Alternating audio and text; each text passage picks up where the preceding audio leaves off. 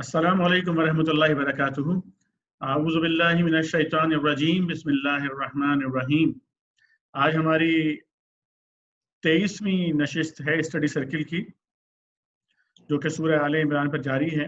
الحمدللہ، اللہ کا احسان ہے یہ بڑا، اور اس کا آغاز انشاءاللہ ہم آج 18ویں اور 19ویں رکوع کی تلاوت سے کریں گے۔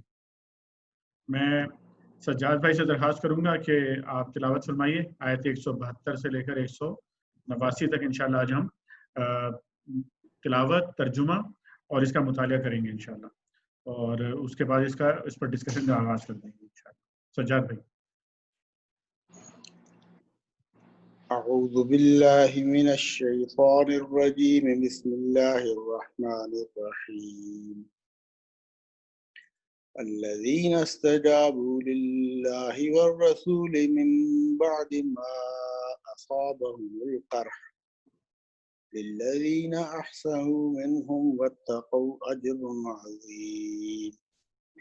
الذين قال لهم الناس إن الناس قد جمعوا لكم فاخشوهم فزادهم إيمانا وقالوا حسبنا الله ونعم الوكيل. فانقلبوا بنعمة من الله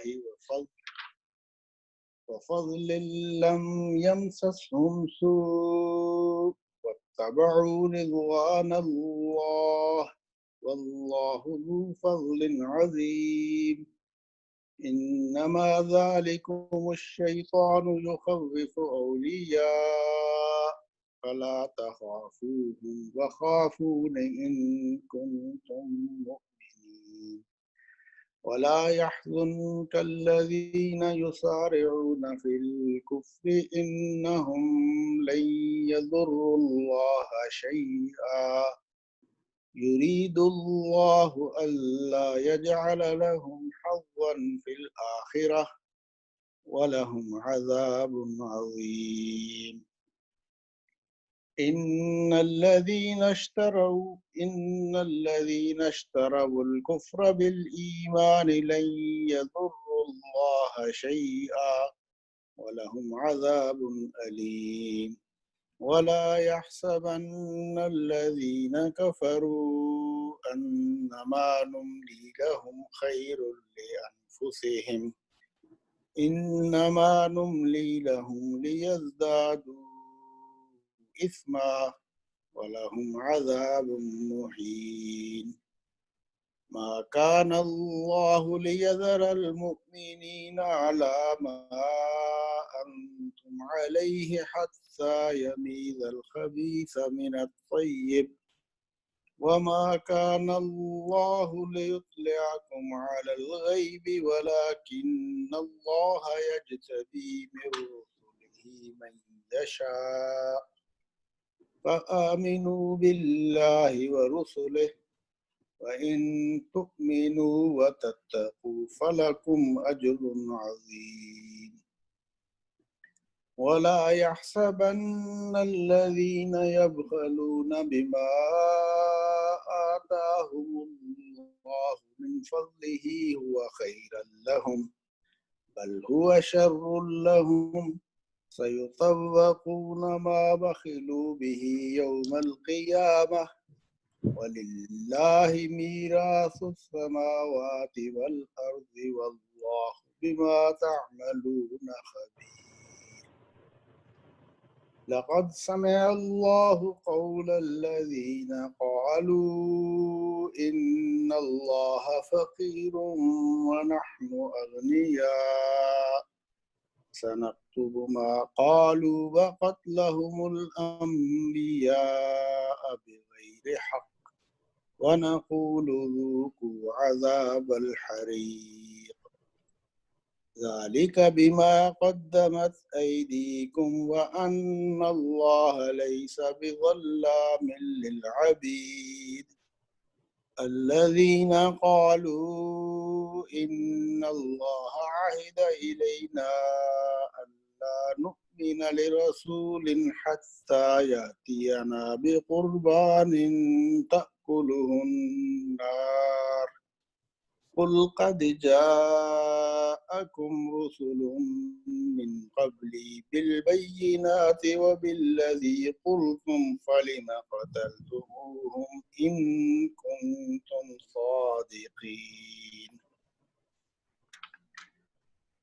فإن كذبوك فقد كذب رسل من قبلك جاءوا بالبينات والزبر والكتاب المنير كل نفس ذائقة الموت وإنما توفون أجوركم يوم القيامة فمن زحزح عن النار وأدخل الجنة فقد فاز وما الحياة الدنيا إلا متاع الغرور لتبلغن في أموالكم وأنفسكم ولتسمعن من الذين أوتوا الكتاب من قبلكم ومن الذين أشركوا أذى كثيرا وإن تصبروا وتتقوا فإن ذلك من عزم الأمور وإذ أخذ الله ميثاق الذين أوتوا الكتاب لتبيننه للناس ولا تكتمونه فنبذوه وراء ظهورهم واشتروا به ثمنا قليلا فبئس ما يشترون لا تحسبن الذين يفرحون بما أتوا ويحبون أن يحمدوا بما لم يفعلوا فلا تحسبنهم بمفازة من العذاب ولهم عذاب أليم ولله ملك السماوات والأرض والله على كل شيء قدير صدق اللہ العظیم.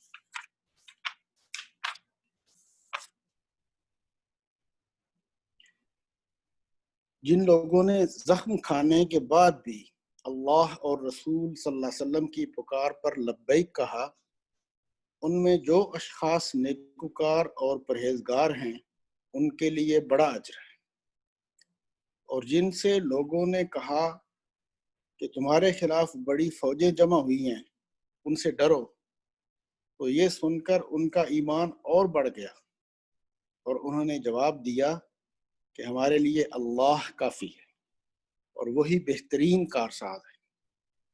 آخر کار وہ اللہ تعالیٰ کی نعمت اور فضل کے ساتھ پلٹ آئے، ان کو کسی قسم کا ضرر بھی نہ پہنچا اور اللہ کی رضا پر چلنے کا شرف بھی انہیں حاصل ہو گیا۔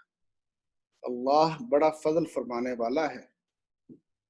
اب تمہیں معلوم ہو گیا کہ وہ دراصل شیطان تھا جو اپنے دوستوں سے خواہ مخواہ ڈرا رہا تھا، لہذا آئندہ تم انسانوں سے نہ ڈرنا، مجھ سے ڈرنا اگر تم حقیقت میں صاحب ایمان ہو۔ اے پیغمبر صلی اللہ علیہ وسلم، جو لوگ آج کفر کی راہ میں بڑی دوڑ دھوپ کر رہے ہیں ان کی سرگرمیاں تمہیں آزردہ نہ کریں، یہ اللہ کا کچھ بھی نہ بگاڑ سکیں گے۔ اللہ کا ارادہ یہ ہے کہ ان کے لیے آخرت میں کوئی حصہ نہ رکھے اور بالآخر ان کو سخت سزا ملنے والی ہے۔ جو لوگ ایمان کو چھوڑ کر کفر کے خریدار بنے ہیں وہ یقیناً اللہ کا کوئی نقصان نہیں کر رہے، ان کے لیے دردناک عذاب تیار ہے۔ یہ ڈھیل جو ہم انہیں دیے جاتے ہیں اس کو یہ کافر اپنے حق میں بہتری نہ سمجھیں، ہم تو انہیں اس لیے ڈھیل دے رہے ہیں کہ یہ خوب بارے گناہ سمیٹ لیں، پھر ان کے لیے سخت ذلیل کرنے والی سزا ہے۔ اللہ مومنوں کو اس حالت میں ہرگز نہ رہنے دے گا جس میں تم اس وقت پائے جاتے ہو، وہ پاک لوگوں کو ناپاک لوگوں سے الگ کر کے رہے گا، مگر اللہ کا یہ طریقہ نہیں ہے کہ تم کو غیب پر مطلع کر دے۔ غیب کی باتیں بتانے کے لیے تو وہ اپنے رسولوں میں سے جس کو چاہتا ہے منتخب کر لیتا ہے۔ لہذا امور غیب کے بارے میں اللہ اور اس کے رسول پر ایمان رکھو۔ اگر تم ایمان اور خدا ترسی کی روش پر چلو گے تو تم کو بڑا اجر ملے گا۔ جن لوگوں کو اللہ نے اپنے فضل سے نوازا ہے اور پھر وہ بخل سے کام لیتے ہیں، وہ اس خیال میں نہ رہیں کہ یہ بخیلی ان کے لیے اچھی ہے، نہیں، یہ ان کے حق میں نہایت بری ہے۔ جو کچھ وہ اپنی کنجوسی سے جمع کر رہے ہیں وہی قیامت کے روز ان کے گلے کا طوق بن جائے گا۔ زمین اور آسمانوں کی میراث اللہ ہی کے لیے ہے، اور تم جو کچھ کرتے ہو اللہ اس سے باخبر ہے۔ اللہ نے ان لوگوں کا قول سنا جو کہتے ہیں کہ اللہ فقیر ہے اور ہم غنی ہیں۔ ان کی یہ باتیں بھی ہم لکھ لیں گے، اور اس سے پہلے جو وہ پیغمبروں کو ناحق قتل کرتے رہے ہیں وہ بھی ان کے نامہ اعمال میں ثبت ہے۔ جب فیصلہ کا وقت آئے گا اس وقت ہم ان سے کہیں گے کہ لو اب عذاب جہنم کا مزہ چکھو، یہ تمہارے اپنے ہاتھوں کی کمائی ہے، اللہ اپنے بندوں کے لیے ظالم نہیں ہے۔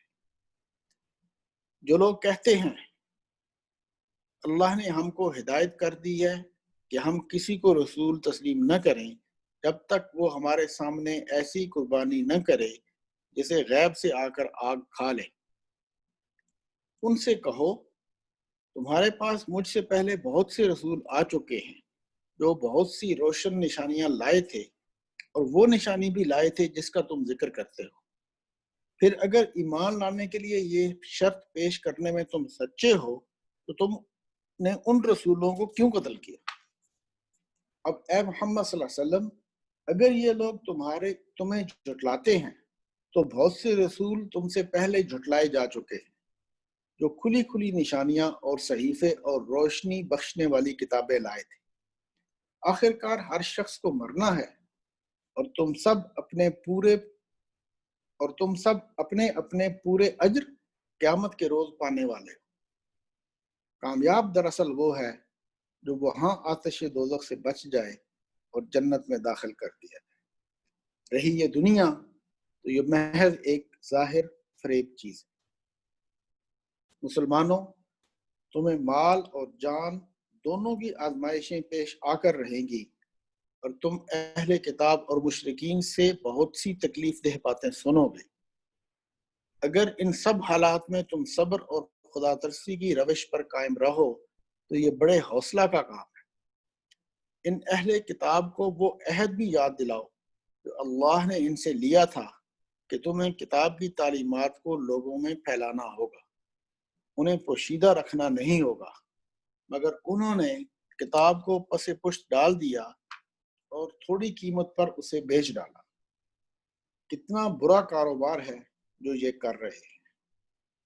تم ان لوگوں کو عذاب سے محفوظ نہ سمجھو جو اپنے کرتوتوں پر خوش ہیں اور چاہتے ہیں کہ ایسے کاموں کی تعریف انہیں حاصل ہو جو فی الواقع انہوں نے نہیں کیے ہیں۔ حقیقت میں ان کے لیے دردناک سزا تیار ہے۔ زمین اور آسمان کا مالک اللہ ہے اور اس کی قدرت سب پر حاوی ہے۔ صدق اللہ العظیم۔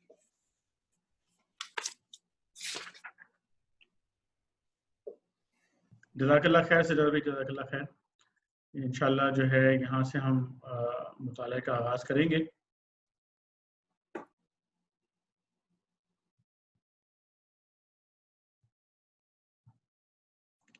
عالمگیر بھائی آپ موجود ہیں؟ جی میں موجود۔ آپ شروع کریں گے؟ جی ٹھیک ہے۔ اعوذ باللہ من الشیطان الرجیم، بسم اللہ الرحمن الرحیم۔ جن لوگوں نے زخم کھانے کے بعد بھی اللہ اور رسول کی پکار پر لبیک کہا، ان میں جو اشخاص نیکوکار اور پرہیزگار ہیں ان کے لیے بڑا اجر ہے۔ حاشیہ نمبر 122۔ جنگ احد سے پلٹ کر جب مشرکین کئی منزل دور چلے گئے تو انہیں ہوش آیا اور انہوں نے آپس میں کہا یہ ہم نے کیا حرکت کی کہ محمد صلی اللہ علیہ وآلہ وسلم کی طاقت کو توڑ دینے کا جو بیش قیمت موقع ملا تھا اسے کھو کر چلے آئے۔ چنانچہ ایک جگہ ٹھہر کر انہوں نے آپس میں مشورہ کیا کہ مدینے پر فوراً ہی دوسرا حملہ کر دیا جائے، لیکن پھر ہمت نہ پڑی اور مکہ واپس چلے گئے۔ ادھر نبی صلی اللہ علیہ وآلہ وسلم کو بھی یہ اندیشہ تھا کہ یہ لوگ کہیں پھر نہ پلٹ آئیں، اس لیے جنگ احد کے دوسرے ہی دن آپ صلی اللہ علیہ وآلہ وسلم نے مسلمانوں کو جمع کر کے فرمایا کہ کفار کے تعاقب میں چلنا چاہیے۔ یہ اگرچہ نہایت نازک موقع تھا، مگر پھر بھی جو سچے مومن تھے وہ جان نثار کرنے کے لیے آمادہ ہو گئے اور نبی صلی اللہ علیہ وسلم کے ساتھ ہمراہ الاسد تک گئے، جو مدینے سے 8 میل کے فاصلے پر واقع ہے۔ اس آیت کا اشارہ انہی فداکاروں کی طرف ہے۔ اور وہ جن سے لوگوں نے کہا کہ تمہارے خلاف بڑی فوجیں جمع ہوئی ہیں، ان سے ڈرو، تو یہ سن کر ان کا ایمان اور بڑھ گیا اور انہوں نے جواب دیا کہ ہمارے لیے اللہ کافی ہے اور وہی بہترین کارساز ہے۔ آخر کار وہ اللہ تعالیٰ کی نعمت اور فضل کے ساتھ پلٹ آئے، ان کو کسی قسم کا ضرر بھی نہ پہنچا اور اللہ کی رضا پر چلنے کا شرف بھی انہیں حاصل ہو گیا۔ اللہ بڑا فضل فرمانے والا ہے۔ اب تمہیں معلوم ہو گیا کہ وہ دراصل شیطان تھا جو اپنے دوستوں سے خواہ مخواہ ڈرا رہا تھا، لہٰذا آئندہ تم انسانوں سے نہ ڈرنا، مجھ سے ڈرنا اگر تم حقیقت میں صاحب ایمان ہو۔ حاشیہ نمبر 123۔ یہ چند آیات جنگ احد کے 1 سال بعد نازل ہوئی تھیں، مگر چونکہ ان کا تعلق احد کے سلسلہ واقعات سے تھا، اس لیے ان کو بھی اس خطبے میں شامل کر دیا گیا۔ احد سے پلٹتے ہوئے ابو سفیان مسلمانوں کو چیلنج دے گیا تھا کہ آئندہ سال بدر میں ہمارا تمہارا پھر مقابلہ ہوگا، مگر جب وعدے کا وقت قریب آیا تو اس کی ہمت نے جواب دے دیا، کیونکہ اس سال مکے میں قحط تھا، لہذا اس نے پہلو بچانے کے لیے یہ تدبیر کی کہ خفیہ طور پر ایک شخص کو بھیجا جس نے مدینہ پہنچ کر مسلمانوں میں یہ خبریں مشہور کرنی شروع کر دیں کہ اب کے سال قریش نے بڑی زبردست تیاری کی ہے اور ایسا بھاری لشکر جمع کر رہے ہیں جس کا مقابلہ تمام عرب میں کوئی نہ کر سکے گا۔ اس سے مقصد یہ تھا کہ مسلمان خوف زدہ ہو کر اپنی جگہ رہ جائیں اور مقابلے پر نہ آنے کی ذمہ داری انہی پر رہے۔ ابو سفیان کی اس چال کا یہ اثر ہوا کہ جب حضرت صلی اللہ علیہ وآلہ وسلم نے بدر کی طرف چلنے کے لیے مسلمانوں سے اپیل کی تو اس کا کوئی ہمت افزا جواب نہ ملا۔ آخر کار اللہ کے رسول صلی اللہ علیہ وآلہ وسلم نے بھرے مجمع میں اعلان کر دیا کہ اگر کوئی نہ جائے گا تو میں اکیلا جاؤں گا۔ اس پر 1500 فداکار آپ صلی اللہ علیہ وآلہ وسلم کے ساتھ چلنے کے لیے کھڑے ہو گئے اور آپ کو انہی کو لے کر بدر تشریف لے گئے۔ ادھر سے ابو سفیان 2000 کی جمعیت لے کر چلا، مگر 2 روز کی مسافت تک جا کر اس نے اپنے ساتھیوں سے کہا کہ اس سال لڑنا مناسب نہیں معلوم ہوتا، آئندہ سال آئیں گے۔ چنانچہ وہ اور اس کے ساتھی واپس ہو گئے۔ حضرت صلی اللہ علیہ وآلہ وسلم 8 روز تک بدر کے مقام پر اس کے انتظار میں مقیم رہے اور اس دوران میں آپ صلی اللہ علیہ وسلم کے ساتھیوں نے ایک تجارتی قافلے سے کاروبار کر کے خوب مالی فائدہ اٹھایا۔ پھر جب یہ خبر معلوم ہو گئی کہ کفار واپس چلے گئے ہیں تو آپ مدینہ واپس تشریف لے آئے۔ اے پیغمبر صلی اللہ علیہ وسلم، جو لوگ آج کفر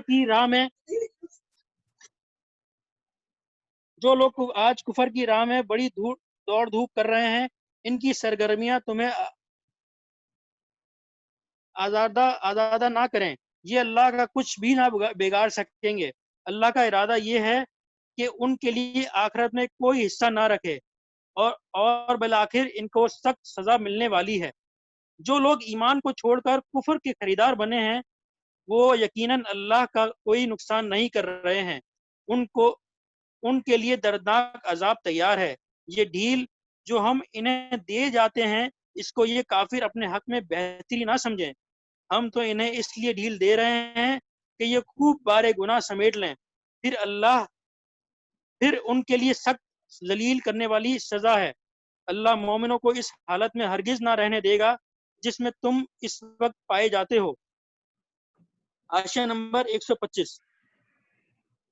یعنی اللہ تعالیٰ مسلمانوں کی جماعت کو اس حال میں دیکھنا پسند نہیں کرتا کہ ان کے درمیان سچے اہل ایمان اور منافق سب خلط ملط رہیں۔ وہ پاک لوگ ناپاک لوگوں سے الگ کر کے رہے گا، مگر اللہ کا یہ طریقہ نہیں ہے کہ تم کو غیب پر مطلع کر دے۔ حاشیہ نمبر 126۔ یعنی مومن اور منافق کی تمیز نمایاں کرنے کے لیے اللہ یہ طریقہ اختیار نہیں کیا کرتا کہ غیب سے مسلمانوں کو دلوں کا حال بتا دے کہ فلاں مومن ہے اور فلاں منافق، بلکہ اس کے حکم سے ایسے امتحان کے مواقع پیش آئیں گے جن میں تجربے سے مومن اور منافق کا حال کھل جائے گا۔ غیب کی باتیں بتانے کے لیے تو وہ اپنے رسولوں میں سے جس کو چاہتا ہے منتخب کر لیتا ہے، لہذا امور غیب کے بارے میں اللہ اور اس کے رسول پر ایمان رکھو۔ اگر تم ایمان اور خدا ترسی کی روش پر چلو گے تو تم کو بڑا اجر ملے گا۔ جن لوگوں کو اللہ نے اپنے فضل سے نوازا ہے اور پھر وہ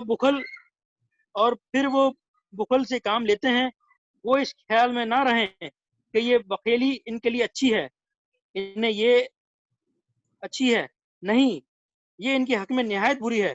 جو کچھ وہ اپنی کنجوسی سے جمع کر رہے ہیں وہی قیامت کے روز ان کے گلے کا توق بن جائے گا۔ زمین اور آسمانوں کی میراث اللہ ہی کے لیے ہے اور تم جو کچھ کرتے ہو اللہ اس سے باخبر ہے۔ حاشیہ نمبر 127۔ یعنی زمین اور آسمان کی جو چیز بھی کوئی مخلوق استعمال کر رہی ہے وہ دراصل اللہ کی ملک ہے اور اس پر مخلوق کا قبضہ اور تصرف عارضی ہے۔ ہر ایک کو اپنے مقبوضات سے بہرحال بے دخل ہونا ہے اور آخر کار سب کچھ اللہ ہی کے پاس رہ جانے والا ہے۔ لہذا عقل مند ہے وہ جو اس عارضی قبضے کے دوران میں اللہ کے مال کو اللہ کی راہ میں دل کھول کر صرف کرتا ہے، اور سخت بے وقوف ہے وہ جو اسے بچا کر رکھنے کی کوشش کرتا ہے۔ جزاک اللہ خیر عالمگیر بھائی۔ رفیق بھائی آگے آپ پڑھیں گے انشاءاللہ۔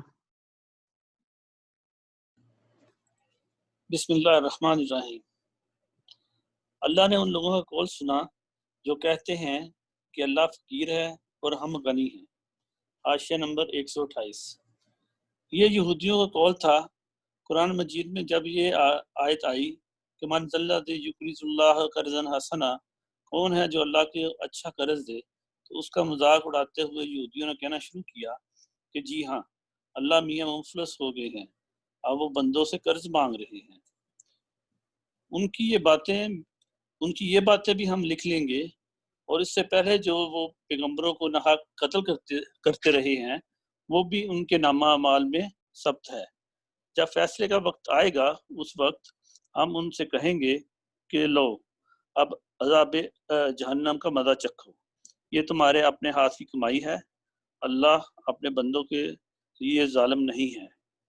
جو لوگ کہتے ہیں اللہ نے ہم کو ہدایت کر دی ہے کہ ہم کسی کو رسول تسلیم نہ کریں جب تک وہ اپنے سامنے ایسی قربانی نہ کرے جسے غیب سے آ کر آگ کھا لے، ان سے کہو تمہارے پاس مجھ سے پہلے بہت سے رسول آ چکے ہیں جو بہت سی نشانیاں لائے تھے، اور وہ نشانی بھی لائے تھے جس کا تم ذکر کرتے ہو، پھر اگر ایمان لانے کے لیے یہ شرط پیش کرنے میں تم سچے ہو تو ان رسولوں کو تم نے کیوں قتل کیا۔ حاشیہ نمبر 129۔ بائبل میں متعدد مقامات پر ذکر آیا ہے کہ خدا کے ہاں کسی قربانی کے مقبول ہونے کی علامت یہ تھی کہ غیب سے ایک آگ نمودار ہو کر اسے بسم کر دیتی تھی۔ یہ ذکر بھی بائبل میں آتا ہے کہ بعض مواقع پر کوئی نبی 100 ختنی قربانی کرتا تھا رفیق بھائی لفظ تو سوختنی سوختہ کہتے ہیں جلی ہوئی چیز کو نا. سوختنی یعنی یہ جو غیب سے آ کر آگ کھا لیتی تھی, اس کا مطلب وہ جی جلی ہوئی قربانی ہے جس کو جلا دیا جاتا ہے جس چیز کو. بعض مواقع پر کوئی نبی سوختنی قربانی کرتا تھا اور ایک غیبی آگ آ کر اسے کھا لیتی تھی, لیکن یہ کسی جگہ بھی نہیں لکھا کہ اس طرح کی قربانی نبوت کی کوئی ضروری علامت ہے, یا یہ کہ جس شخص کو یہ معجزہ نہ دیا گیا ہو وہ ہرگز نبی نہیں ہو سکتا. یہ محض ایک من گڑھ بہانہ تھا جو یہودیوں نے محمد صلی اللہ علیہ وسلم کی نبوت کا انکار کرنے کے لیے تصنیف کر لیا تھا. لیکن اس سے بھی بڑھ کر ان کی حق دشمنی کا ثبوت یہ تھا کہ خود انبیاء بنی اسرائیل میں سے بعض نبی ایسے گزرے ہیں جنہوں نے آتشی قربانی کا یہ موضوع پیش کیا, اور پھر بھی یہ جرائم پیشہ لوگ ان کے قتل سے باز نہ رہے. مثال کے طور پر بائبل میں حضرت الیاس علیہ السلام ایلیا تشبی کے متعلق لکھا ہے کہ انہوں نے یہ کیا لکھا ہے, بال ان کا دیوتا تھا, بال جو نا, انہوں نے بال کے پجاریوں کو چیلنج دیا کہ مجمع عام میں ایک بیل کی قربانی تم کرو اور ایک بیل کی قربانی میں کرتا ہوں. جس کی قربانی کو غیبی آگ کھا لے وہی حق پر ہے. چنانچہ ایک خلق کثیر کے سامنے یہ مقابلہ ہوا اور غیبی آگ نے حضرت الیاس علیہ السلام کی قربانی کھائی, لیکن اس کا جو کچھ نتیجہ نکلا وہ یہ تھا کہ اسرائیل کے بادشاہ کی بال پرست ملکہ حضرت الیاس کی دشمن ہو گئی, اور وہ زن پرست بادشاہ اپنی ملکہ کی خاطر ان کے قتل کے درپے ہوا اور ان کو مجبوراً ملک سے نکل کر جزیرہ نما سینا کے پہاڑوں میں پناہ لینی پڑی. اس بنا پر ارشاد ہوا ہے کہ حق کے دشمنوں, تم کس منہ سے آتشی قربانی کا معجزہ مانگتے ہو؟ جن پیغمبروں نے یہ معجزہ دکھایا تھا انہی کے قتل سے تم کب باز رہے؟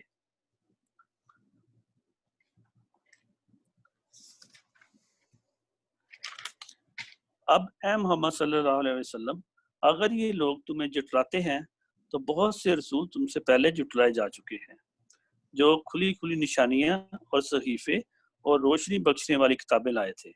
آخرکار ہر شخص کو مرنا ہے اور تم سب اپنے اپنے پورے اجر قیامت کے روز پانے والے ہو. کامیاب دراصل وہ ہے جو وہاں آتشی دوزخ سے بچ جائے اور جنت میں داخل کر دیا جائے. رہی ہے دنیا تو یہ محض ایک ظاہر فریب چیز ہے. حاشیہ نمبر 130. یعنی اس دنیا کی زندگی میں جو نتائج رونما ہوتے ہیں انہی کو اگر کوئی شخص اصلی اور آخری نتائج سمجھ بیٹھے اور انہی پر حق و باطل اور فلاح و خسر ان کے خسران کے فیصلے کا مدار رکھے تو در حقیقت وہ سخت دھوکے میں مبتلا ہو جائے گا. یہاں کسی پر نعمتوں کی بارش ہونا اس بات کا ثبوت نہیں ہے کہ وہی حق پر ہے, حق پر بھی ہے, اور اللہ کو اور اسی کو اللہ کی بارگاہ میں قبولیت بھی حاصل ہے. اور اسی طرح یہاں کسی کا مصائب و مشکلات میں مبتلا ہونا بھی لازمی طور پر یہ معنی نہیں رکھتا کہ وہ باطل پر ہے اور مردود بارگاہ الہی ہے. اکثر اوقات اس ابتدائی مرحلہ کے نتائج ان آخری نتائج کے برعکس ہوتے ہیں جو حیات ابدی کے مرحلہ میں پیش آنے والے ہیں, اور اصل اعتبار انہی نتائج کا ہے. مسلمانوں, تمہیں مال اور جان دونوں کی آزمائشیں پیش آ کر رہیں گی اور تم اہل کتاب اور مشرکین سے بہت سی تکلیف دہ باتیں سنو گے. اگر ان سب حالات میں تم صبر اور خدا ترسی کی روش پر قائم رہو تو یہ بڑے حوصلے کا کام ہے. حاشیہ نمبر 131. یعنی ان کے طعن و تشنیع, ان کے الزامات, ان کی بےہودہ طرز کلام اور ان کی جھوٹی نشر و اشاعت کے مقابلے میں بے صبر ہو کر تم ایسی باتوں پر نہ اتر آؤ جو صداقت و انصاف, وقار و تہذیب اور اخلاق فاصلہ کے خلاف ہو. تو یہ بڑے حوصلے کا کام. ان اہل کتاب کو وہ عہد بھی یاد دلاؤ جو اللہ نے ان سے لیا تھا کہ تمہیں کتاب کی تعلیمات کو لوگوں میں پھیلانا ہوگا اور انہیں پوشیدہ رکھنا نہیں ہوگا۔ حاشیہ نمبر 132۔ یعنی انہیں یہ تو یاد رہ گیا کہ بعض پیغمبروں کو آگ میں جلنے والی قربانی بطور نشان کے دی گئی تھی، مگر یہ یاد نہ رہا کہ اللہ نے اپنی کتاب ان کے سپرد کرتے وقت ان سے کیا عہد لیا تھا اور کس خدمت عظمیٰ کی ذمہ داری ان پر ڈالی تھی۔ یہاں جس عہد کا ذکر کیا گیا ہے اس کا ذکر جگہ جگہ بائبل میں آتا ہے، خصوصاً کتاب استثناء میں حضرت موسیٰ علیہ السلام کی جو آخری تقریر نقل کی گئی ہے اس میں تو وہ بار بار بنی اسرائیل سے عہد لیتے ہیں کہ جو احکام میں نے تم کو پہنچائے ہیں انہیں اپنے دل پر نقش کرنا، اپنی آئندہ نسلوں کو سکھانا، گھر بیٹھے اور راہ چلتے اور لیٹے اور اٹھتے ہر وقت اللہ کا چرچا کرنا، اپنے گھر کی چوکھٹوں پر اور اپنے پھاٹکوں پر ان کا نام لکھ دینا۔ پھر اپنی آخری وصیت میں انہوں نے تاکید کی کہ فلسطین کی اس خاک میں داخل ہونے کے بعد پہلا کام یہ کرنا کہ کوہ ایبال پر بڑے بڑے پتھر نصب کر کے تورات کے احکام ان پر کندہ کر دینا۔ نیز بنی لاوی کو تورات کا ایک نسخہ دے کر ہدایت فرمائی کہ ہر 7ویں برس عید خیام کے موقع پر قوم کے مردوں، عورتوں، بچوں سب کو جگہ جگہ جمع کر کے یہ پوری کتاب لفظ بلفظ ان کو سناتے رہنا۔ لیکن اس پر بھی کتاب اللہ سے بنی اسرائیل کی غفلت رفتہ رفتہ یہاں تک بڑھی کہ حضرت موسیٰ علیہ السلام کے 700 برس بعد ہیکل سلیمانی کے سجادہ نشین اور یروشلم کے یہودی فرماروا تک کو یہ معلوم نہ تھا کہ ان کے ہاں تورات نامی بھی کوئی کتاب موجود ہے۔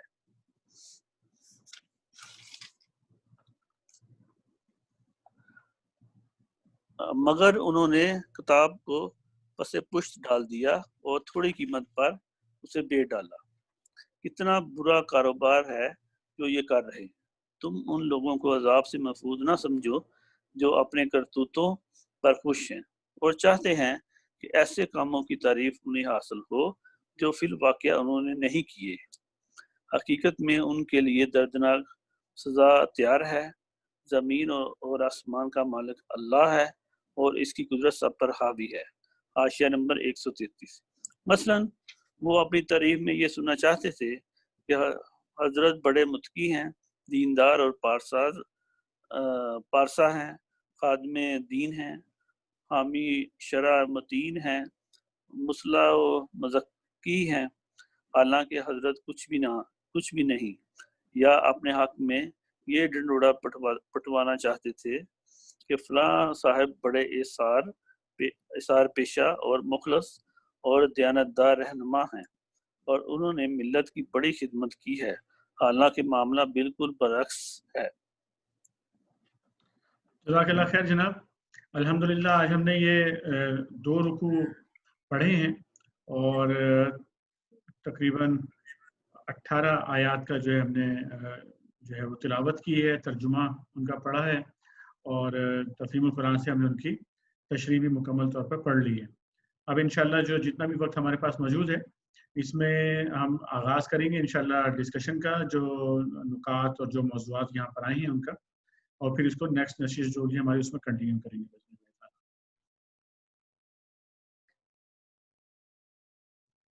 تو یہاں پہلے نقطے سے ہم اس کا آغاز کرتے ہیں کہ یہ ان لوگوں کا تذکرہ یہاں پر کیا گیا ہے کہ جن کے بارے میں اللہ تعالیٰ نے فرمایا کہ زخم کھانے کے بعد بھی اللہ اور رسول کی پکار پر لبیک کہا۔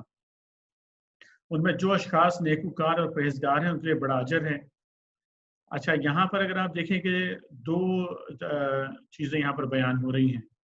ایک یہ کہ زخم کھانے کے بعد بھی اللہ اور رسول کی پکار پر لبیک کہا ان لوگوں نے، اور دوسرا یہ کہ جن لوگوں اور وہ جن سے لوگوں نے کہا کہ تمہارے خلاف بڑی فوجیں جمع ہوئی ہیں ان سے ڈرو، یعنی کہ جن لوگوں کو خوب ڈرایا گیا ان کے خلاف طاقت جمع ہونے سے، ان کے خلاف فوجیں جمع ہونے سے، اور انہوں نے پھر کیا جواب دیا اس کے اندر، اس طرح کی کیفیت کے اندر، اس نقطے پر انشاءاللہ بات کریں گے۔ جی کوئی بھی بھائی بات کا آغاز کر سکتے ہیں، ہینڈ ریز کر کے کر سکتے ہیں، اپنے طور پہ آپ جو ہے وہ خود بھی جو ہے وہ بولنے کا آغاز کر سکتے ہیں. جی کیا بات یہاں سے سمجھ میں آ رہی ہے؟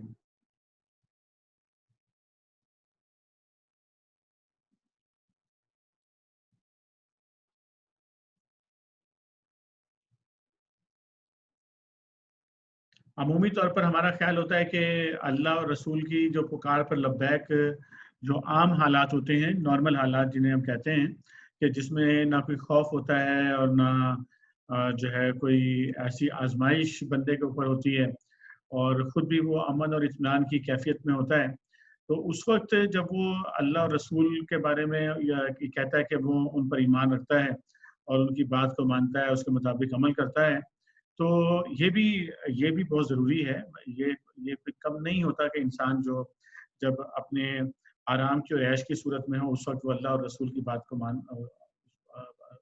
کو مانے اور ان کے بتائے ہوئے راستے پر چلے. لیکن خاص طور پر یہاں جس طرح ابھی ہم نے تشریح بھی پڑھی اور وہاں پر تذکرہ آیا ان مومنین کا، کہ جب یہ حالت اتنی زیادہ خراب تھی لوگوں کی، جو پہلے ہم پڑھتے ہوئے آئے ہیں غزوہ احد کی جو کیفیت تھی، کہ پہلے لوگ جو ہے خوف کا شکار تھے، یعنی غزوہ شروع ہونے سے پہلے ہی خوف کا شکار تھے.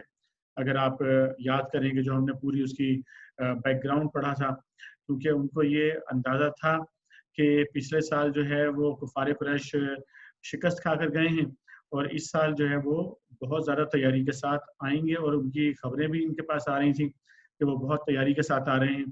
اور کفار قریش آئے بھی تیاری کے ساتھ بہت زبردست سے، 3000 کے قریب ان کا لشکر تھا جو آیا تھا، اور مسلمانوں کے پاس جو لشکر رہ گیا تھا منافقین کے نکلنے کے بعد وہ اراؤنڈ 700 کے قریب تھا. اس میں بھی جو کیفیت پیدا ہوئی کہ ایک طرف مسلمان جو ہے پہلے شروع میں غلبہ انہوں نے حاصل کیا، لیکن جب جو چھوٹی پہاڑی پر بیٹھے ہوئے جو تیر اندازوں کا گروپ تھا، جب اس نے اللہ کے نبی صلی اللہ علیہ وسلم کے حکم کی خلاف ورزی کی اور اس پہاڑی سے اتر آئے وہ لوگ، جگہ کو انہوں نے چھوڑ دیا، اور پھر جب خالد بن الولید نے پیچھے سے مڑ کر حملہ کیا اور مسلمانوں کی وہ جو فتح تھی وہ ایک شکست میں تبدیل ہو گئی. تو اس کے بارے میں بھی جو ہے نا ہم نے پڑھا پیچھے آیات میں کہ کیفیت یہ پیدا ہو گئی کہ اللہ کے نبی صلی اللہ علیہ وسلم لوگوں کو پکار رہے تھے اور لوگ بھاگے جا رہے تھے. خوف کی یہ کیفیت جو ہے وہ طاری ہو چکی تھی مسلمانوں کے اندر. اس میں مسلمانوں کا بہت بڑا لاس بھی ہوا تھا، جانی نقصان بھی بہت بڑا ہوا تھا. یعنی آپ کہہ سکتے ہیں کہ 10% مسلمانوں کی جو آرمی تھی وہ شہید ہو گئی تھی. 700 لوگ تھے، 700 میں سے 70 افراد جو ہے وہ شہید ہو چکے تھے میدان میں، اور ایک بہت بڑی تعداد لوگوں کی وہ تھی کہ جو سخت زخمی تھے اور مستقل جنگ اور مستقل خوف اور خطرے کی وجہ سے انتہائی تھکے ہوئے تھے. اب آپ خود ہی اندازہ کر سکتے ہیں کہ جن لوگوں نے بغیر گھوڑوں کے، بغیر اونٹوں کے، پیدل مدینہ سے نکلے ہوں گے، پھر اس میدان میں پہنچے وہاں پر، اور مسلسل جو ہے جنگ کی کیفیت میں رہے، نہ ان کی نیند پوری ہوئی تھی اور نہ ان کو آرام ملا تھا. بہت سارے لوگوں کے زخم جو تھے وہ تک جو ہے اس وقت ان کو زخموں کو مرہم پٹی مکمل طور پہ کرنے کا موقع بھی جو ہے وہ میسر نہیں آیا تھا. تو ایسی کیفیت میں اللہ کے نبی صلی اللہ علیہ وسلم نے جب ان کو پکارا کہ ہمیں دشمن کا پیچھا کرنا ہے، تو اب آپ خود سوچ سکتے ہیں کہ وہ کیا کیفیت ہوگی بندے کی. یعنی ایک نارمل حالت میں بندہ جو ہے نا وہ تھوڑا سا محنت کر کے جب زخمی بھی نہ ہو، صرف تھکا ہوا ہو، اور اسے دوبارہ کہا جائے کام کرنے کے لیے کہ اب فلانا کام کرنا ہے، یا کوئی بھی جو اسلامی تنظیموں کے، اسلامی جماعتوں کے، اسلامی تحریکوں کے جو کارکنان ہوتے ہیں، تو ان کو جب ایک کے بعد دوسرا کام اور دوسرے کے بعد تیسرا کام کہا جائے تو ہمیں اندازہ ہوتا ہے کہ اس وقت بندے کی کیفیت کیا ہوتی ہے، کہ ابھی تو فلانا کام کیا، ابھی تو فلانا پروگرام ہوا ہے، ابھی تو فلاں چیز ہوئی ہے، اور پھر ایک تھکاوٹ کی کیفیت طاری ہوتی ہے. تو ذرا اس چیز کو جو ہے وہ اپنے ذہن میں لے کر آئیں کہ اس وقت کیا کیفیت تھی کہ جس میں اللہ کے نبی صلی اللہ علیہ وسلم نے لوگوں کو پکارا، اور لوگ اس پر، جو اکثریت تھی مسلمانوں کی، اس نے پکار پر لبیک کہا، اور اسی زخمی حالت میں اور اسی تھکاوٹ کے عالم میں جو ہے وہ نکلے، اور کم فاصلہ نہیں تھا. آپ دیکھ رہے ہیں کہ 8 میل کا، یعنی کہ حمراء الاسد تک جو ہے وہ پہنچے. یہ 8 مائلز ہے. 8 میل کا مطلب ہوتا ہے تقریباً آپ سمجھ لیں 14-15 کلومیٹر جو ہے نا یہ بن جاتے ہیں، کہ جس میں ان میں سے ایک بڑی تعداد وہ تھی جن کے پاس سواریاں بھی موجود نہیں تھیں، اور یہ سفر ان لوگوں نے پیدل ہی جو ہے وہ وہاں پہ کیا تھا اور پیدل ہی وہاں پر پہنچے تھے. تو ایسے لوگوں کے بارے میں پھر اللہ رب کریم نے یہاں پہ فرمایا کہ ان میں سے جو اشخاص نیکوکار اور پرہیزگار ہیں ان کے لیے بڑا اجر ہے. اچھا اتنا سب کرنے کے بعد بھی, اتنی محنت اور اتنا سب کرنے کے بعد بھی اللہ تعالیٰ نے کنڈیشن یہاں پہ رکھی ہوئی ہے.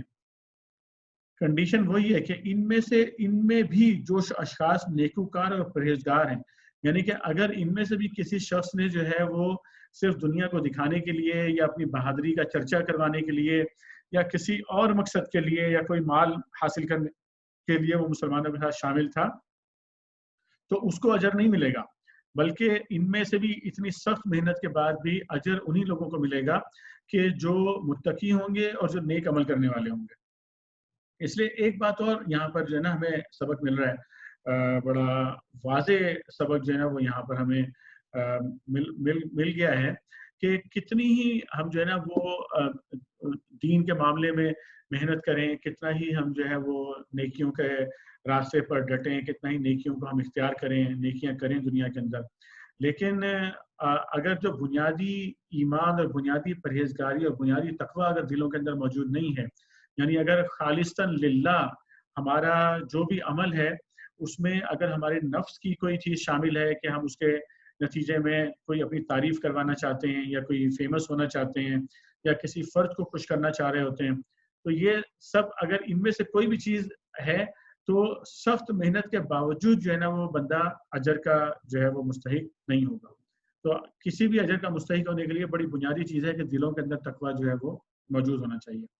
اچھا, اسی تقوی کی بنیاد کے اوپر آپ کو جو ہے نا دوسرا جو پہلو یہاں پہ نظر آئے گا, اس پر اگر کوئی بھائی دوسرے پہلو پر جو ہے وہ یہاں پر اظہار خیال کرنا چاہیں کہ جس طرح سے اب یہ لوگوں نے مسلمانوں سے کہا کہ بھئی تمہارے خلاف بڑی فوجیں جو ہے وہ جمع ہوئی ہیں, اور اس کی تفصیل میں بھی ہم نے پڑھا کہ مکہ سے جو ہے وہ ابو سفیان نے اپنی جو پروپیگنڈا ٹیم تھی وہ بھیجی تھی مدینہ منورہ میں, ظاہر ڈسگائز کیے ہوئے لوگ ہوں گے وہ, لیکن وہ مدینہ منورہ آئے اور انہوں نے آ کر جو ہے یقیناً بڑی بڑی کہانیاں سنائی ہوں گی انہوں نے آ کر. ایسا تو نہیں ہوگا کہ آ کر کسی نے ایک سینٹنس بول دیا ہوگا, کوئی کہانیاں سنائی ہوں گی آ کر کے مکہ میں تو یہ ہو رہا ہے, مکہ میں تو ایسے لوگ جمع ہو رہے ہیں, مکہ میں تو اس طرح سے وہ پیسے خرچ کر رہے ہیں, اس طرح سے فوجوں کو جمع کر رہے ہیں اور اتنا اسلحہ جمع کر رہے ہیں اور ایسے ہیں اور اتنی قوت انہوں نے جمع کر لی ہے.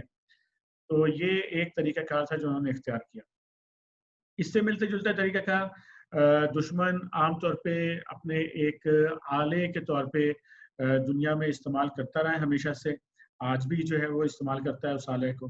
تو اس نقطے پر آج کے حوالے سے یا اس واقعے کے حوالے سے جو یہاں پر چل رہا ہے غزوہ احد کا, آپ میں سے کوئی بھی بھائی اس پر بات کرنا چاہے تو بات کر سکتے ہیں, کوئی مثال دے کے بات کرنا چاہے مثال دے کے بات کر سکتے ہیں, آج کل کی جو صورتحال ہے اس کے حساب سے بات کر سکتے ہیں, پاکستان کے حوالے سے عالم اسلام کے حوالے سے کوئی بات کرنا چاہیں کر سکتے ہیں.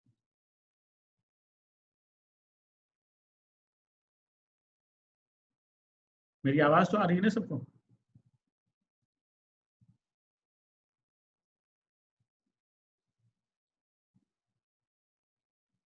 جی آ رہی ہے. جی اچھی بات ہے, ٹھیک. بس میں کنفرم کرنا چاہ رہا تھا کیونکہ اصل میں ہوتا یہ ہے کہ جب آپ بات نہیں کر رہے ہوتے تو پھر میں کنٹینیو کر رہا ہوتا ہوں اس کو. جی سجاد بھی کچھ کہہ رہے ہیں؟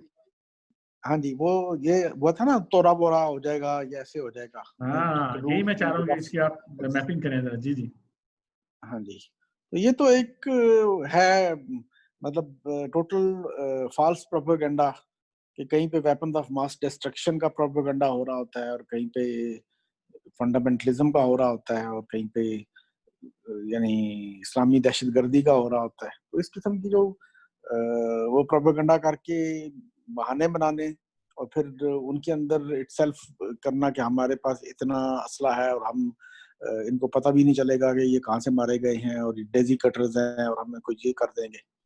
تو باقی وہیں یتوکل علی اللہ فہو حسبہ, جن لوگوں نے اللہ سبحانہ تعالیٰ پہ توکل کیا اور اللہ سبحانہ تعالیٰ ان کے لیے کافی ہو گئے کہ پوری دنیا کی فوجیں اتری ہیں اور پھر آخر کار سب اپنا اپنا منہ لپیٹتے پھر رہے ہیں اور بہانے ڈھونڈ رہے ہیں کسی طریقے سے ہماری کچھ ساکھ یا ہم ایٹ لیسٹ جو ہماری بچے کچے لوگ ہیں وہ جان بچا کے چلے جائیں واپس.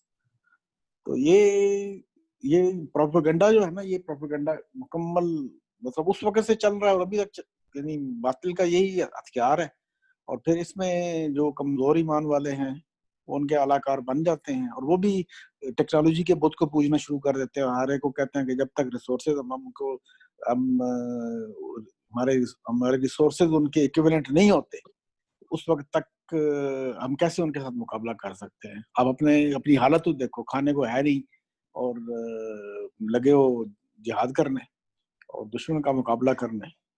تو یہ جو کہانیاں ہیں یہ اس کا نتیجہ کیا نکلتا ہے؟ اس کا نتیجہ یہ نکلتا ہے کہ جو اس وقت ہوا تھا کہ جو کمزوری والے لوگ تھے وہ سارے پیچھے ہٹ گئے، لیکن جن کا ایمان مضبوط ہوتا ہے، جن کا اللہ پہ بھروسہ ہوتا ہے، تو وہ ان کا بھروسہ اپنے ہتھیاروں پہ نہیں ہوتا. یہ ہے کہ اللہ کا حکم ہے تو ہمیں اپنے گھوڑے بھرپور طریقے سے تیار رکھنے. مثال ہے جو بھی آج کے حساب سے جو بھی ہمارے پاس اس کے لیے ریسورسز ہونے چاہیے یا اکوپمنٹ مشینری ہونی چاہیے، ویپنز ہونے چاہیے، وہ اپ ٹو ڈیٹ رکھے جتنے بھی آپ کی ہماری لمیٹڈ ریسورسز ہیں. لیکن یہ سارا کچھ تیار کرنے کے بعد ہمارا جو یقین اور ایمان ہے نا وہ اللہ کی ذات پہ ہونا چاہیے، ان پہ نہیں ہونا چاہیے. فتح و شکست اللہ سبحانہ وتعالیٰ کی طرف سے ہے انشاءاللہ. جزاک اللہ خیر. جزاک اللہ خیر، ماشاءاللہ. جی خالد بھائی بات کیجیے. السلام علیکم. وعلیکم السلام ورحمۃ اللہ وبرکاتہ. میں جناب واک بھی کر رہا ہوتا ہوں ساتھ اور کلاس بھی اٹینڈ کر رہا ہوتا ہوں. ماشاءاللہ. جی تو بتانا یہ چاہ رہا تھا کہ سانس چڑھا ہو تو یہ نہ سمجھیے گا کہ بات نہیں ہو رہی. اصل میں کہنا میں یہ چاہ رہا تھا کہ یہ جو میڈیا ہے اور جو فلمیں بناتے ہیں یورپین میڈیا اور امریکہ وغیرہ، وہ ہمارے بچے دیکھتے ہیں اور وہ پیدائشی جو ہے نا امپریس ہیں یا ڈپریس ہیں. اس چیز سے ہمیں اپنے بچوں کو، اپنی آئندہ نسل کو نکالنا ہے، تب جا کے جو ہے نا ہماری ایک یہ میں کہنا یہ چاہ رہا ہوں کہ چینج آنی چاہیے ہماری قوم میں، بینگ اے مسلم. صحیح. تو یہ میڈیا جو ہے نا یہ بہت بڑا یہ اس میں رول ادا کر رہا ہے. جزاک اللہ. جزاک اللہ خیر. بہت ہی اچھا نقطہ آپ نے اٹھایا ہے. اور یہ چیز جو ہمیں یہاں سے سمجھ آئی ہے نا کہ یہ ایک بہت بڑا ہتھیار ہوتا ہے باطل کا، کہ ٹھیک ہے اس کے پاس، ہم یہ نہیں کہتے کہ اس کے پاس طاقت موجود نہیں ہوگی اور وہ صرف جھوٹا پروپیگنڈا کر رہا ہوگا. یقیناً طاقت موجود ہوگی، یقیناً فوجیں موجود ہیں، یقیناً جو ہے اسلحے موجود ہیں، یقیناً معاشی طاقت جو ہے وہ موجود ہے. لیکن مومن جو ہے وہ جو اللہ تعالیٰ پر ایمان رکھتا ہے، اللہ کو اپنے لیے کافی اور کارساز سمجھتا ہے، اس کا یہ کام نہیں ہے کہ دنیا میں جو ہے وہ لوگوں سے ڈر جائے اور انسانوں سے ڈر کر جو ہے وہ دنیا کے اندر رہے. اب یہ طریقہ کار رہا ہے ہمیشہ سے، جو طاقتیں موجود ہوتی ہیں دنیا میں، کہ وہ دشمن پر ایک نفسیاتی جو ہے اٹیک جو ہے وہ پہلے کیا جاتا ہے. اور یہ نفسیاتی اٹیک کرنے کے پہلے یہاں پہ جو ہمیں نظر آ رہا ہے، ابو سفیان نے جو میڈیا استعمال کیا اس زمانے کا، وہ یہی تھا کہ اس نے کچھ 2-4 بندے جو ہے وہ ڈسگائز کر کے اس نے مدینہ منورہ بھیجے، جو کہ وہاں آ کر جو ہے پروپیگنڈا کر رہے تھے کہ جی وہاں پر مکہ میں تو ایسی فوجیں جمع ہو رہی ہیں اور ایسا اسلحہ جو ہے وہ جمع کیا جا رہا ہے تاکہ لوگوں کو خوفزدہ کیا جائے. اور آپ یہ دیکھیں کہ اس کا اثر کتنا بڑا ہوا. یعنی ابھی جو ہم نے تشریح پڑھی ہے کہ اس کا اثر جو ہے وہ اتنا بڑا تھا کہ مسلمانوں کی جو بڑی اکثریت تھی وہ نکلنے سے خوفزدہ ہو کر بیٹھی ہوئی تھی، اور یہاں تک اتنے خوفزدہ تھے کہ اللہ کے نبی صلی اللہ علیہ وسلم کو یہ کہنا پڑا کہ اگر کوئی نہیں نکلے گا تو میں اکیلا چلا جاؤں گا. لیکن اچھا اس کے بعد آپ دیکھیں کہ مطلب یہ اگر اس کو تھوڑا نفسیاتی انداز میں اس کا انالیسس کریں کہ ایک کیفیت وہ ہے کہ اللہ کے نبی صلی اللہ علیہ وسلم نے کہہ رہے ہیں نکلنے کے لیے اور وہ اتنے خوفزدہ ہیں کہ کوئی نکلنے کو تیار نہیں ہے. ٹھیک.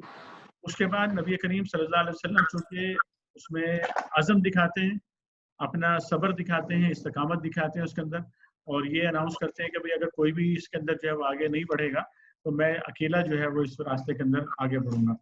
تو آپ دیکھتے ہیں کہ ایک بڑی تعداد اٹھ کے کھڑی ہو جاتی ہے. مطلب 1500 جو ہے چھوٹی تعداد تو نہیں تھی، 1500 ایک بڑی تعداد تھی مسلمانوں کی جو کہ اٹھ کھڑی ہوئی اور جو کہ اللہ کے نبی صلی اللہ علیہ وسلم کے ساتھ پھر نکلی اس کے باوجود. تو اس میں ہم یہ نہیں کہہ سکتے کہ جو لوگ جو ہے نا جب حالات خراب ہوں یا جب مایوسی نے غلبہ کیا ہوا ہو یا جب دشمن نے بہت بڑا پروپیگنڈا کیا ہوا ہو تو اس وقت جتنے لوگ خاموش بیٹھے ہیں وہ سارے کوئی منافق ہیں. ایسا نہیں ہوتا. کمزور دل کے لوگ ہوتے ہیں، کمزور ایمان کے لوگ ہوتے ہیں، لیکن ہم ان سب کو منافق نہیں کہہ سکتے.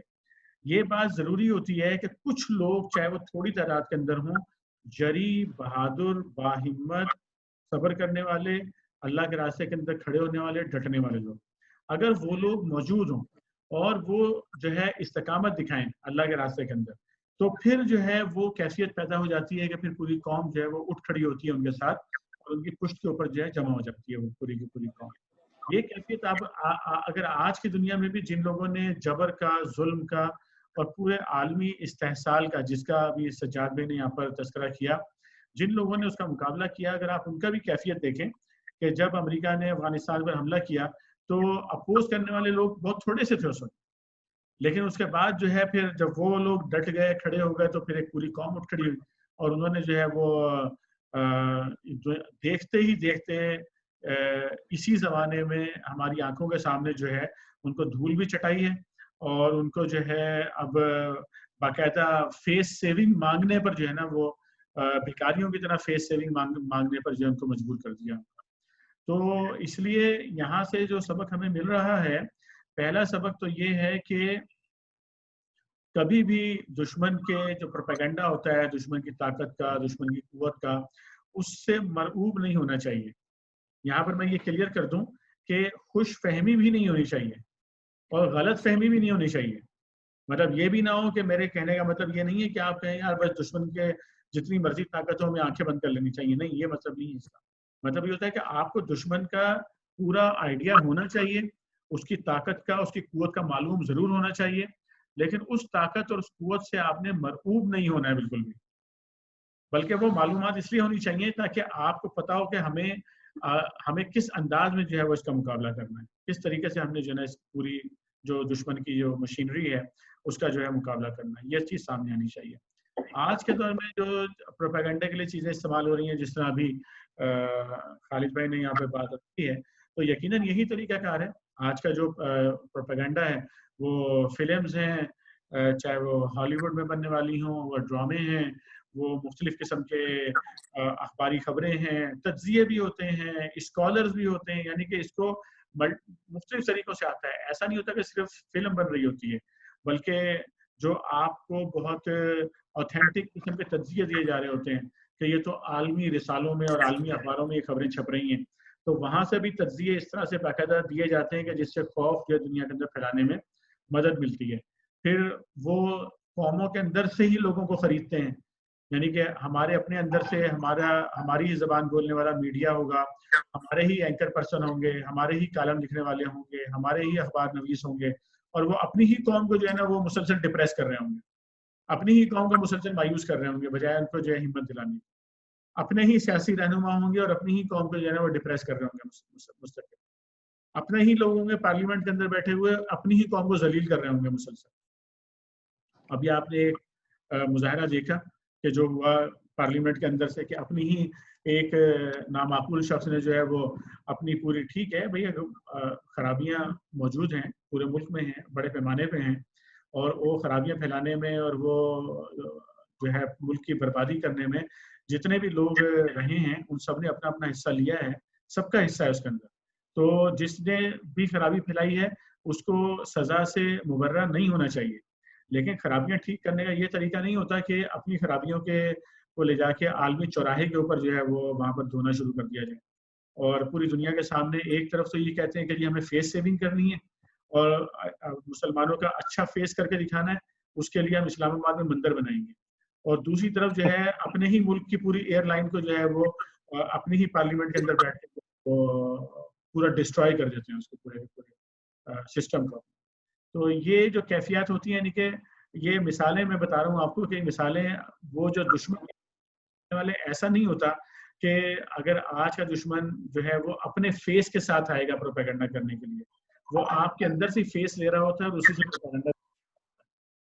تو یہ اس طرح کی جتنی بھی کیفیات ہوتی ہیں، ان تمام کیفیات کے اندر جو ہے بنیادی چیز جو دلوں میں پیدا کرنے کی ہے، فرد کو بھی اور اجتماعی طور پر بھی ہمیں جو لوگوں کو سکھانا ہے، گھروں میں بھی، سوسائٹی میں بھی، کہ اصل طاقت جو ہے وہ اللہ کی ہے، اور اصل میں ہمارے لیے اللہ ہی کافی ہے. اور جب ہم اللہ کی بتائے ہوئے طریقے کے مطابق اور اللہ کی طاقت پر بھروسہ کرتے ہوئے، اللہ کی کارسازی پر بھروسہ کرتے ہوئے آگے بڑھیں گے اور اس کے مطابق اپنے آپ کو چینج کریں گے، تو اندر سے بھی ایک طاقت جو ہے وہ مسلمانوں کے لیے جو ہے وہ حاصل ہونا شروع ہو جائے گی. اور سب سے بڑی طاقت تو آپ کا اتحاد ہوتا ہے, آپ کا اتفاق ہوتا ہے. یہ سب سے بڑی طاقت ہوتی ہے. اگر کسی بھی قوم کے اندر اتفاق موجود ہے, اتحاد موجود ہے, اور ان کے اندر انصاف موجود ہے. اگر انصاف کسی بھی اجتماعیت کے اندر موجود ہے تو وہ بڑی مضبوط اجتماعیت ہوگی, چاہے اس کے پاس مالیات کتنی ہی کم ہو, چاہے اس کے پاس اسلحہ کتنا ہی کم ہو. تو یہ ایک بہت بڑا ایک اہم نقطہ ہے جس کو ہمیں آج سمجھنا بھی ہے, اور اس نقطے کو ہم نے نہ صرف خود اپنے گھروں میں اور اپنے محلوں میں اس چیز کو سمجھانا ہے, بلکہ ملکی سطح پر اور پورے عالم اسلام کی سطح پر جو ہے یہ بات لوگوں کو سمجھانا جو ہے نا وہ بہت ضروری ہو گیا. اس نقطے پر کوئی اور بات کرنا چاہیں گے بھائی؟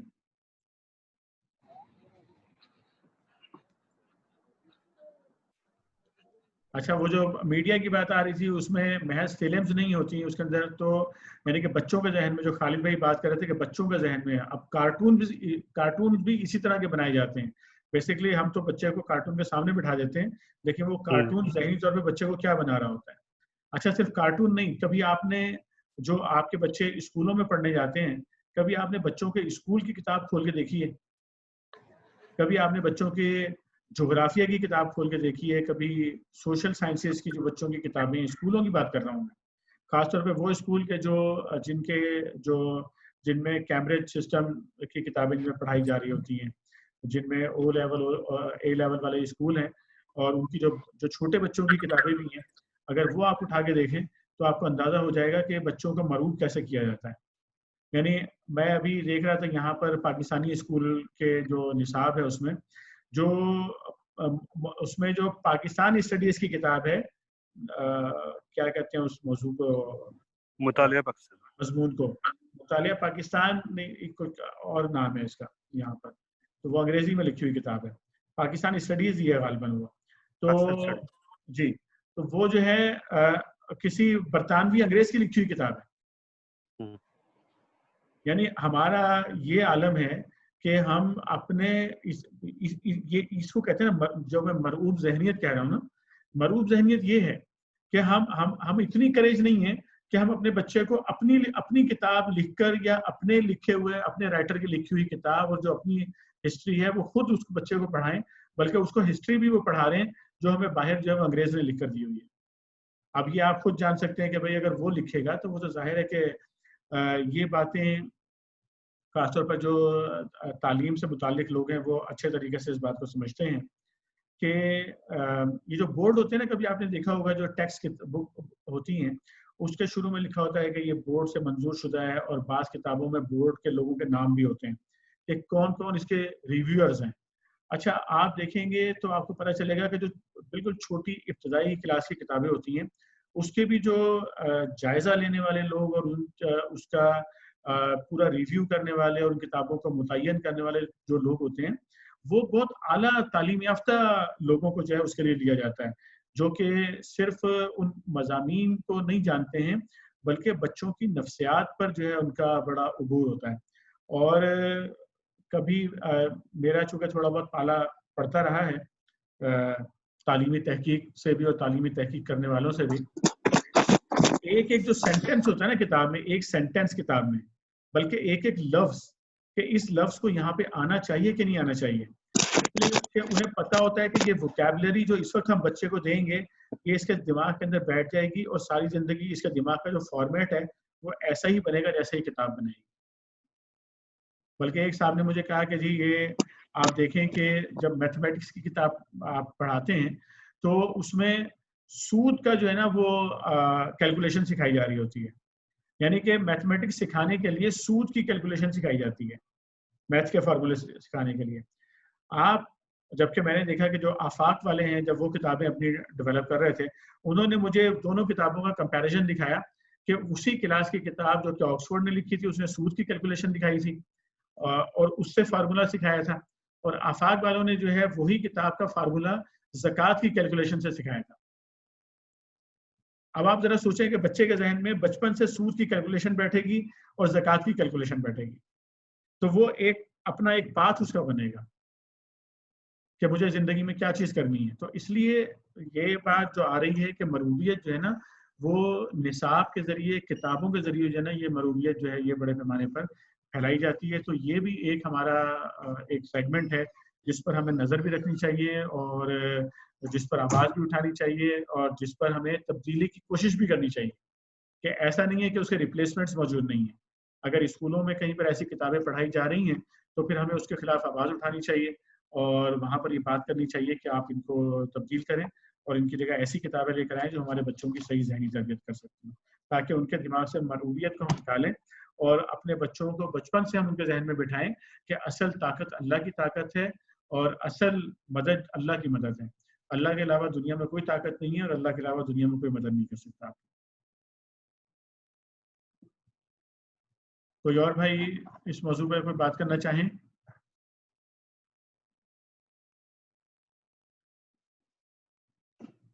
ٹھیک ہے, تو آج انشاءاللہ ہم جو ہے وہ یہیں تک رکھیں گے اس کو اور پرسوں جو ہماری نشست ہوگی یعنی اگلی نشست ہوگی ہماری تو اس میں باذن اللہ تعالیٰ جو ہے نا وہ پھر ہم اس سے آگے چلیں گے. آپ تمام بھائیوں سے میری درخواست یہ ہوگی کہ جو مطالعہ آج ہم نے کیا ہے رکوع نمبر 17 اور 18 ہے یہ سورہ آل عمران کا, آیت نمبر 172 سے لے کر 189 تک جو ہے جو آیات ہیں وہ ہم نے جو ہے آج تلاوت کی ہیں, ترجمہ کیا ہے, تشریح پڑھی ہے. تو اگر آپ ایک مرتبہ خود سے کل یا پرسوں دوپہر میں کوئی وقت نکال کر آپ جو ہے ایک مرتبہ مطالعہ کر لیں دوبارہ سے اور نکات کو جو ہے وہ اگر آپ کچھ نکات کو انڈر لائن کر لیں تو ہمارا اس میں چونکہ اس میں آگے چل کر اور بہت اہم نکات آ رہے ہیں جس میں ہمیں اپنی انفرادی زندگیوں کے لیے اور اجتماعی زندگی کے لیے بہت اہم سبق جو ہے وہ یہاں سے ملنے والے ہیں انشاءاللہ. تو باذن اللہ تعالیٰ ہم اس پر بات کریں گے اللہ نے چاہا. ٹھیک ہے جناب, تو آج کی نشست کو ہم جو ہے وہ یہیں پر اسٹاپ کریں گے اور میں یہاں پر درخواست کروں گا ساجد بھائی سے کہ آپ دعا کے ساتھ جو ہے نا وہ اختتام فرمائیں.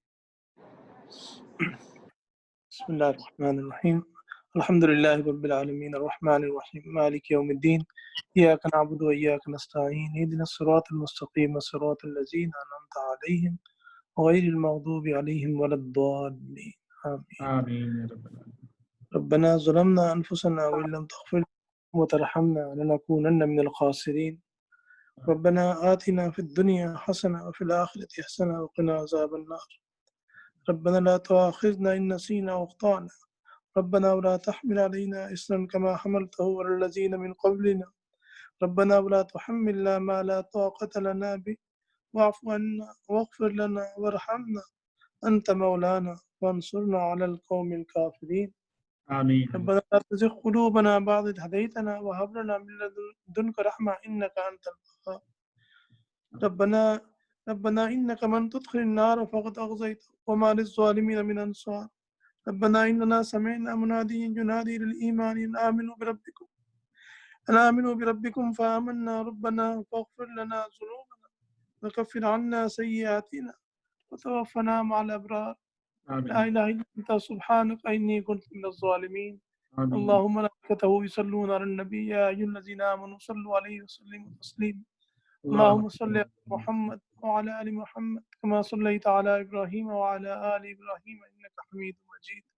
اللهم بارك على محمد وعلى آل محمد وبارك على إبراهيم وعلى آل إبراهيم إنك حميد مجيد. رب اجعلني مقيم الصلاة ومن ذريتي ربنا وتقبل دعاء. ربنا اغفر لي ولوالدي وللمؤمنين يوم يقوم الحساب. سبحان ربك رب العزة عما يصفون وسلام على المرسلين والحمد لله رب العالمين. آمین.